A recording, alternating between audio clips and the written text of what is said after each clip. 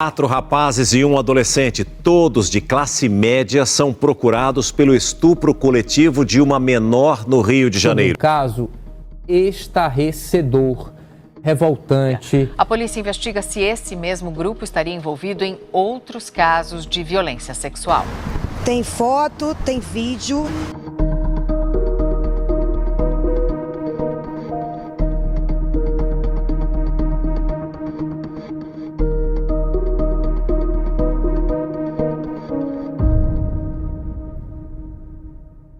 De janeiro de 2026.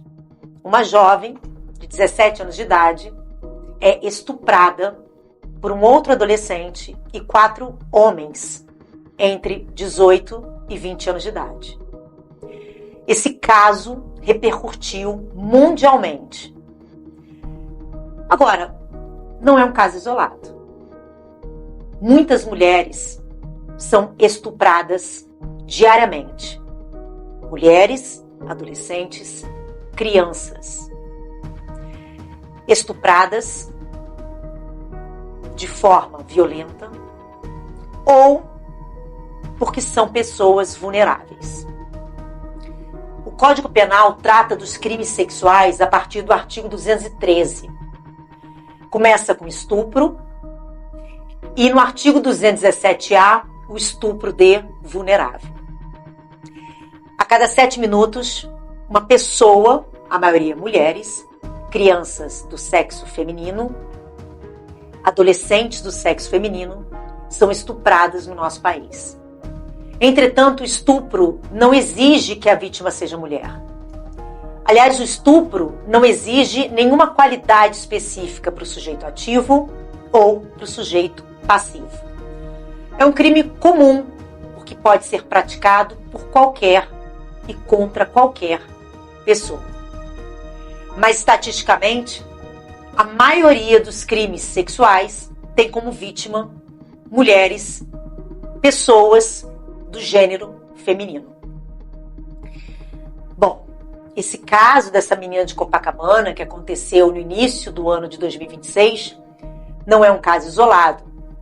Inclusive, os acusados do crime também foram acusados por outros crimes sexuais contra outras vítimas, utilizando do mesmo modus operandi. Vamos conversar no episódio de hoje sobre esse caso, analisando alguns aspectos penais e processuais penais. Primeiramente, o estupro é crime hediondo. A Lei 8.072 de 1990 traz um rol taxativo, números clausos, de crimes que devem ter um tratamento penal e processual penal mais severo. A Constituição determinou que a lei ordinária elencasse esses crimes e os tornasse insuscetíveis de graça, anistia, indulto, fiança. O estupro, assim como o estupro de vulnerável, estão nesse rol da Lei 8.072 de 90. O artigo 213 do Código Penal exige um modus operandi específico. Ele exige violência à pessoa. Já o estupro de vulnerável, artigo 217-A do Código Penal, não exige. O que se exige no estupro de vulnerável é que a vítima seja pessoa sexualmente vulnerável. O que a lei traz como menores de 14 anos, pessoas com deficiências mentais que não tenham discernimento para entender o ato sexual e qualquer pessoa com qualquer idade que esteja impossibilitada de oferecer resistência. No caso dessa menina, adolescente, 17 anos de idade, só haveria estupro se houvesse violência à pessoa. Essa violência pode ser uma violência real, força física, ou uma violência moral, grave ameaça. Mas ela também poderia ser vítima de estupro de vulnerável não pela idade, mas por condições mentais ou por estar, na hipótese, impossibilitado de oferecer resistência, como, por exemplo, sob influência de álcool, dormindo, desmaiada, em coma, presa. Nesse caso, ela estava num apartamento com um ex-namorado, estava no quarto com o ex-namorado e com ele praticando o ato sexual de forma consentida. Ainda que ela tenha autorizado a entrada dos outros 4 rapazes, ela não autorizou que eles a tocassem. O fato dela ter autorizado que esses 4 rapazes assistissem à prática do ato sexual que ela estava tendo ali com o ex-namorado, o ficante, o crush, enfim, não autoriza que ela seja tocada por eles de qualquer forma, com qualquer finalidade. Não importa se ela consentiu o ato com o namorado. Não importa se ela consentiu que outras pessoas presenciassem o ato. Não é não. Limites foram impostos ali. Inclusive, ela poderia, e provavelmente o fez, ter exigido que o próprio namorado que estava tendo com ela relação sexual parasse o ato. E ele teria que parar. Ela não precisaria ter sido violentada fisicamente. Ou seja, houve a violência real. Ela sofreu força física, lesões corporais. Mas bastaria o tom ameaçador.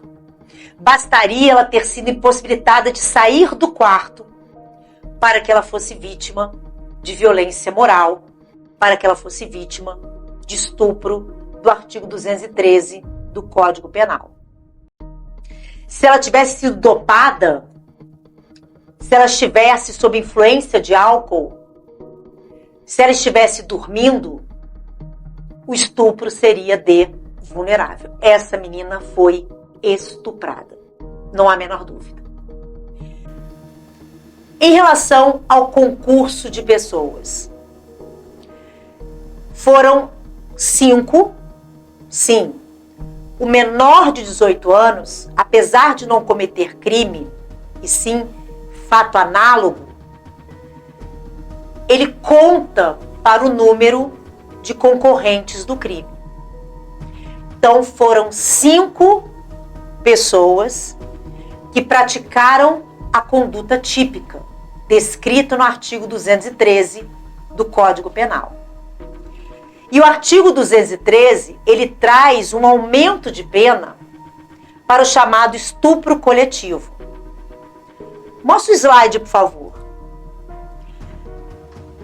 Abri aqui o Código Penal, no artigo 213, para que vocês possam visualizar esta majorante ou essa causa de aumento de pena. Artigo 213, constranger alguém mediante violência ou grave ameaça, ter conjunção carnal, que é a penetração do pênis na vagina, ou a praticar ou permitir que com ele se pratique qualquer outro ato libidinoso, como sexo oral, sexo anal, dentre outros. Artigo 226 traz majorantes ou causas de aumento de pena que serão observadas no crime de estupro e nos demais crimes dos capítulos anteriores. Inciso 4, a pena é aumentada de 1/3 até 2/3 se o crime é praticado, letra A, mediante concurso de 2 ou mais pessoas, de 2 ou mais agentes. Esse inciso 4 foi acrescido ao artigo 226 pela Lei 13.718 em 2018. Exatamente para dar um tratamento mais severo no que diz respeito ao quantum da pena para estupro praticados em concurso de pessoas. Esses rapazes terão esse aumento de pena. No caso do adolescente, que provavelmente articulou essa empreitada criminosa, o ex-namorado que, mediante uma emboscada, uma traição, uma dissimulação, levou essa menina para o apartamento em Copacabana, apartamento este, cujo proprietário é o pai de um dos concorrentes do crime, um dos maiores que concorreram para o crime. Ele planeja a atividade criminosa, provavelmente, e leva essa menina para esse estupro coletivo. Esse rapaz não vai ter aplicação da pena privativa de liberdade, conforme prevê o Código Penal no artigo 213, e também não vai ter, consequentemente, o aumento dessa pena na proporção de 1 a 2/3, conforme determina o artigo 226, inciso 4, letra A, do Código Penal. Pode mostrar para mim, por favor. Esse menor infrator é o que a gente chama de inimputável. O artigo 27 do Código Penal diz que os menores de 18 anos não cometem crime, devendo ser responsabilizados por lei especial, lei essa, o Estatuto da Criança e do Adolescente, 8.069, de 1990. Não há o que a gente chama de culpabilidade. Apesar dele ter praticado um fato típico ilícito, ele não é culpável em razão de um critério puramente biológico adotado no artigo 27 do Código Penal, que leva em consideração única e exclusivamente a idade do sujeito ativo ao tempo do crime. Tempo do crime, artigo 4º do Código Penal. O momento em que se pratica a conduta. No momento da conduta, ele tinha 17 anos de idade. Então, ele não vai sofrer uma sanção penal. Nós temos dois tipos de sanções penais. As penas, que podem ser privativas de liberdade, restritiva de direitos ou pecuniária, que é a multa, e as medidas de segurança, que são aplicáveis àqueles que são inimputáveis por doença mental. É o tratamento psiquiátrico. A medida socioeducativa, que é aplicável aos adolescentes que praticam fato análogo ao crime, não são consideradas como sanções penais. Então, na época do crime, adolescente, 17 anos de idade, vai sofrer, no máximo, uma medida socioeducativa. Provavelmente a mais drástica delas, que é a internação por um período máximo de 3 anos. Já os demais, os 4 outros adultos, 19, 18 anos de idade, esses sim cometeram crime e serão condenados e responsabilizados pelas penas do 213, majorada pelo estupro coletivo. Quando a gente tem um concurso de pessoas, a gente tem, em regra, a chamada teoria unitária ou monista, previsto no artigo 29 caput do Código Penal. Todos que concorrem para o crime incidem a pena cominada na medida da sua culpabilidade. Então, todos eles irão responder pela pena do artigo 213 do Código Penal. Pena esta que, no mínimo,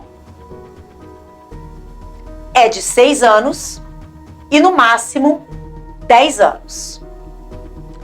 Como tivemos ali lesão corporal, se esta lesão corporal for grave ou gravíssima,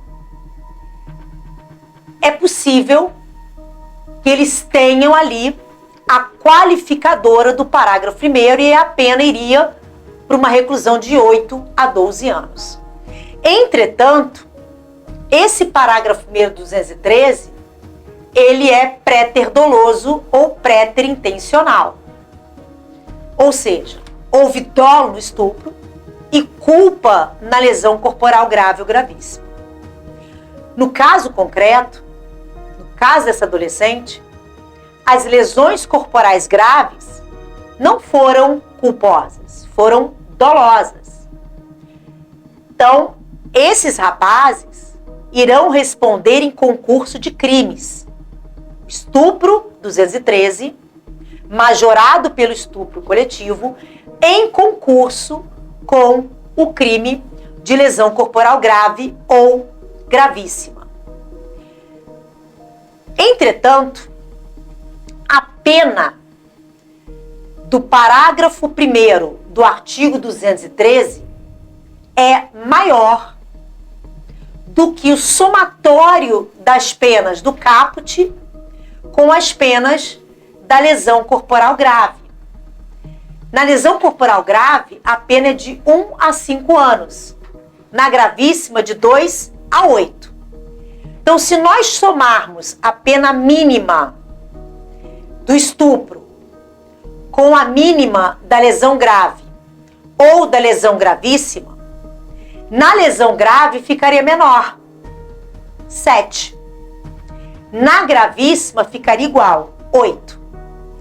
Então, por conta do princípio da proporcionalidade, há quem defenda que o parágrafo 1º não é pré-terdoloso, ou seja, ele admite dolo no consequente.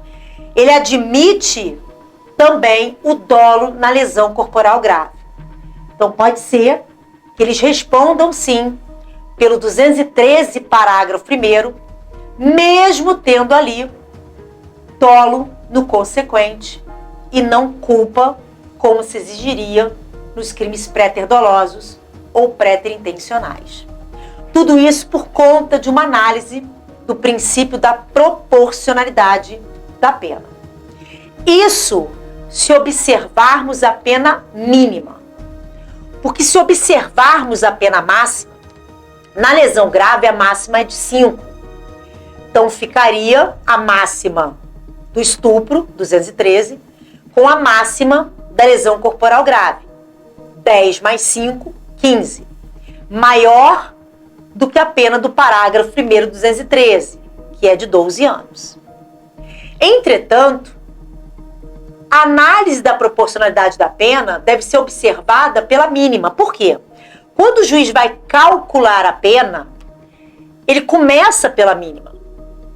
Ele só vai passar da mínima no sistema trifásico, lá do artigo 68 do Código Penal, se houver alguma circunstância judicial desfavorável, alguma agravante ou alguma majorante.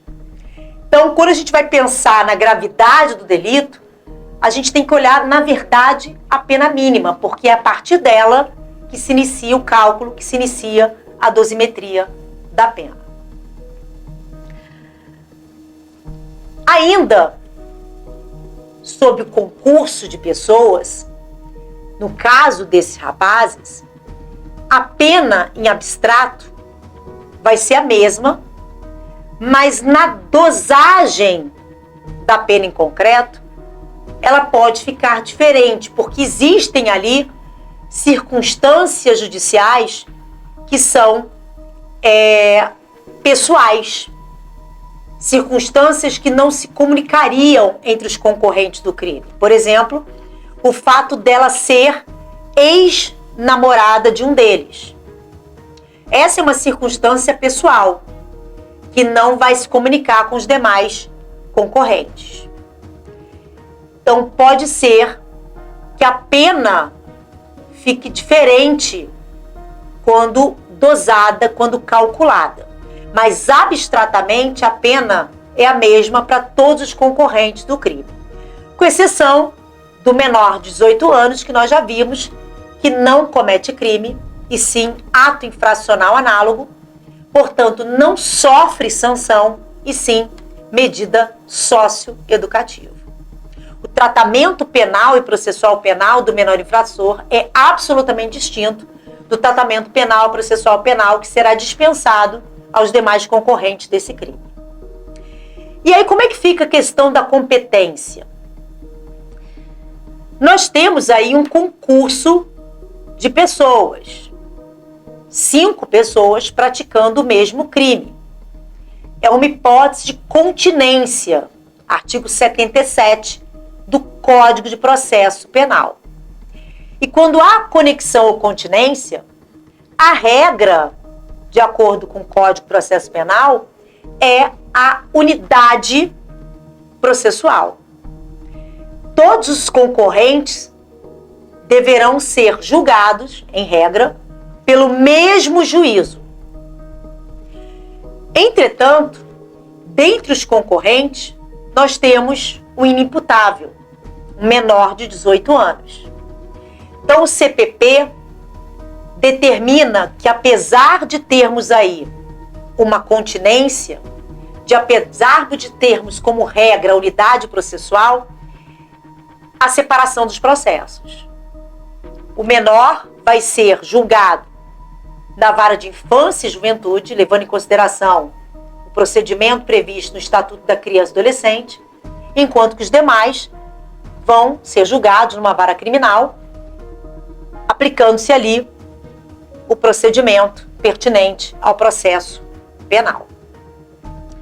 Então, uma exceção à regra da unidade processual quando nós temos ali a continência. E qual vara criminal vai ser competente para processar e julgar este crime? A competência ela é delimitada sob alguns aspectos, pela natureza do crime, pela função que certas e determinadas pessoas exercem, pelo lugar em que o crime foi praticado, ou seja, a competência ratione matéria, ratione persona, e a competência territorial ratione loci. No caso, o crime foi praticado em Copacabana. Então, a competência territorial é do Rio de Janeiro, Foro Central. No caso da competência ratione matéria, nós temos ali uma ex-namorada de um desses rapazes. Rapaz este que é menor de 18 anos. Então, será que a competência seria da vara de violência doméstica ou familiar contra a mulher, já que havia ali uma relação íntima de afeto entre um dos concorrentes do crime? Bom, no caso em questão, essa relação íntima de afeto, ela ocorre em relação àquele que não comete crime. Este julgado na vara de infância e juventude em razão da idade, e os demais que não têm relação íntima de afeto com a vítima numa vara criminal comum. Não há de se falar na competência da vara ou do juizado de violência doméstica e familiar contra a mulher.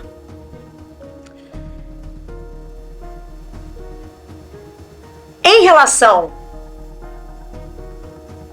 ainda às questões penais e processuais penais, foi decretada a prisão preventiva desses 4 adultos.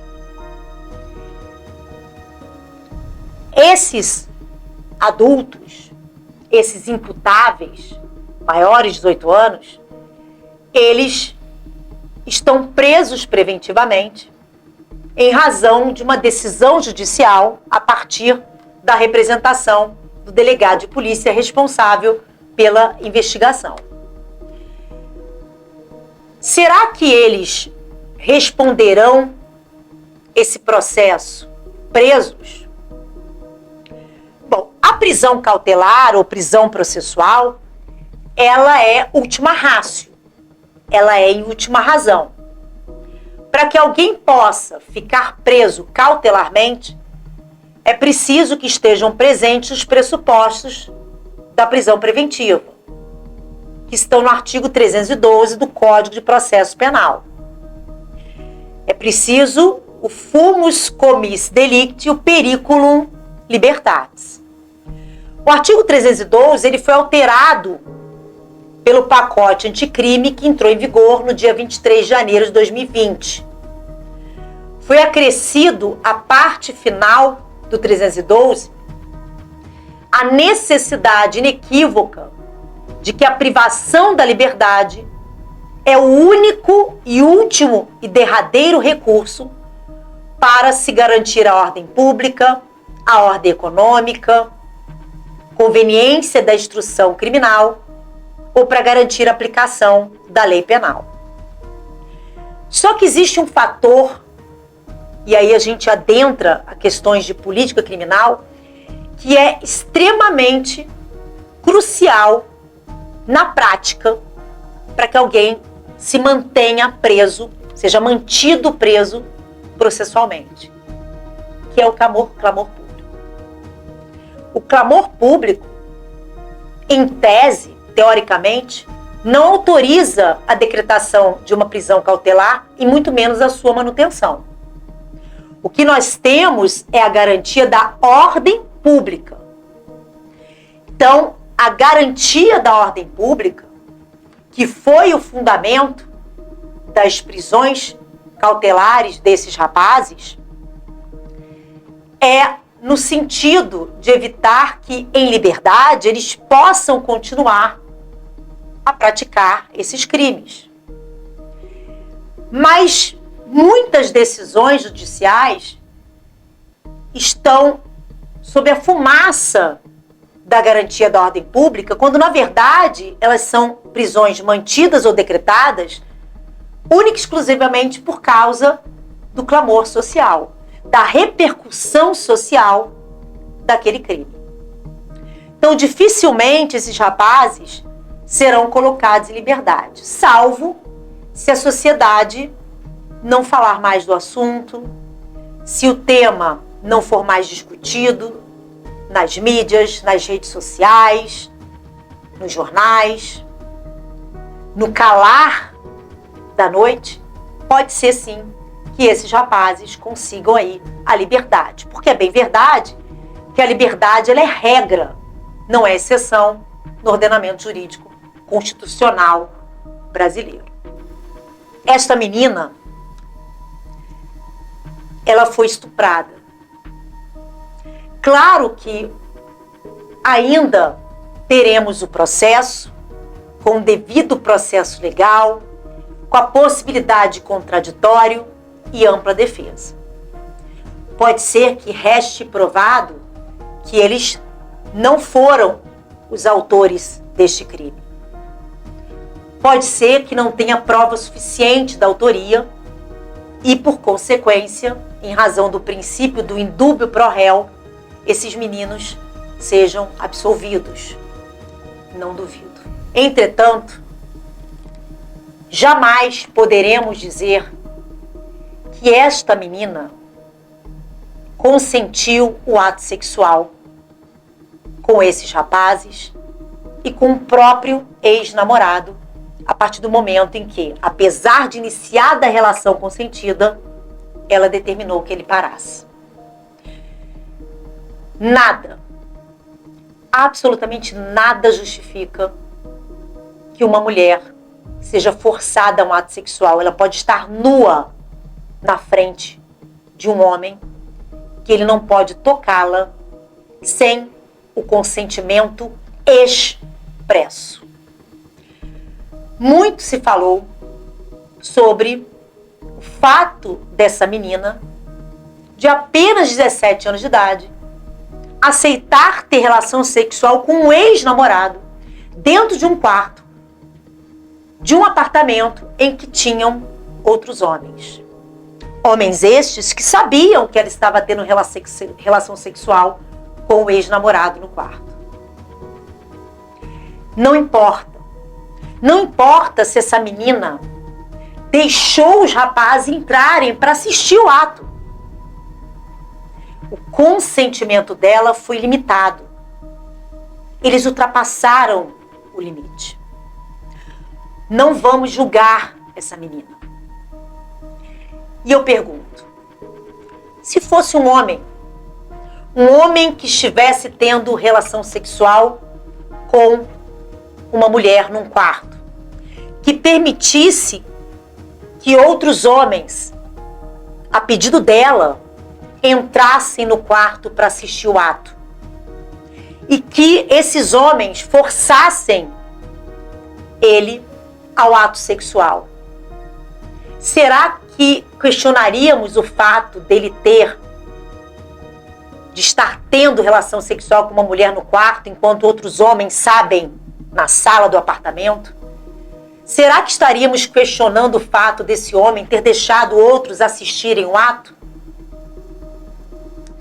Então não importa a idade dessa menina, não importa se ela permitiu inicialmente o ato, não importa se ela permitiu que outros homens assistissem ela ter relação sexual com o ex-namorado. Não é não. Essa menina foi estuprada. A culpa não é da vítima. Bom, eu encerro o nosso episódio de hoje.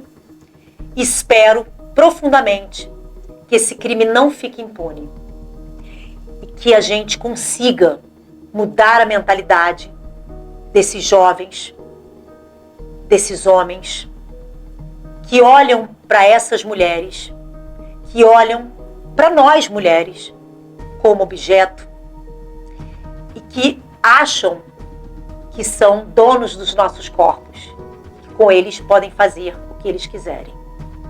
Não é não.